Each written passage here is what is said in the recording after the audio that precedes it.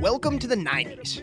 Hip-hop is a genre on the rise and a marketing goldmine just waiting to be tapped. From sneaker brands to soda manufacturers, everyone wants a piece.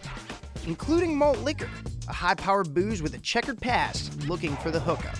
From Wu-Tang to Snoop Dogg, the most iconic MCs of the day are cashing in on high-ABV beer's quest for cachet. Or was it the other way around? Almost 30 years later, it's hard to say. The verses were outrageous, the outrage enormous. But for better or worse, malt liquor and hip-hop had a moment. Here's how it all went down. Before rap, malt liquor was boring. In the 40s, it wasn't even sold in 40s. In the 50s, it still came in normal-sized cans and bottles for suburban white people named Biff and Mumsy. In the 60s and 70s, malt liquor marketers noticed that African Americans over-indexed, meaning they drank more of it than other demographics. So malt liquor hopped on the soul train. Rufus Thomas, the Commodores, even Richard Roundtree from Shaft, all selling the high-powered hooch. In the 80s, Colt 45 found Billy D. Williams, and he said, "Works every time." And it basically did. Sales went through the damn roof. In '89, NWA released 8 Ball, about Old English 800. 800 'cause that's my brand. Take it in a bottle, 40 quarts or can. Drink it like a madman, yes I do.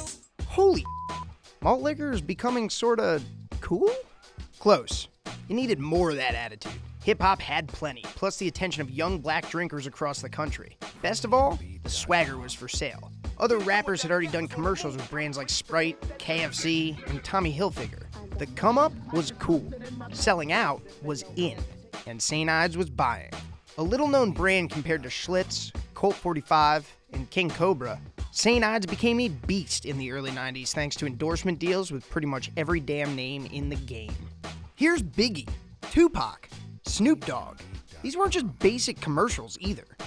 Check out Wu-Tang Clan's classic 1995 spot. Oh yeah, coming through with my Shaolin crew. 2 cents for a case, give me St. Ides brew. In the midst of broken bottles and crushed up cans, met the cows in the jam, oh how dry.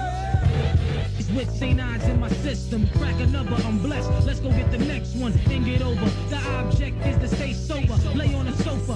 Better yet, down my shoulder. I'll be champ, stressed out. Could never be son. Ricochet jelly, hit the deli for a cold one. Naturally blessed, yes. My rap is like a laser beam. The boards in the bushes. St. Ides feel like The lyrics may look forced, but when the commercial rolls, it's undeniably Shaolin. St. Ides sales skyrocketed, and other malt liquor brands followed suit, with mixed results. But amongst all of malt liquor's legendary spokesrappers, Ice Cube is responsible for its most infamous verse. Get your girl in the mood quicker. Get your Jimmy thicker with St. Ides malt liquor. With ads so shocking on national TV, it's no surprise that malt liquor's hip-hop affair drew some serious heat.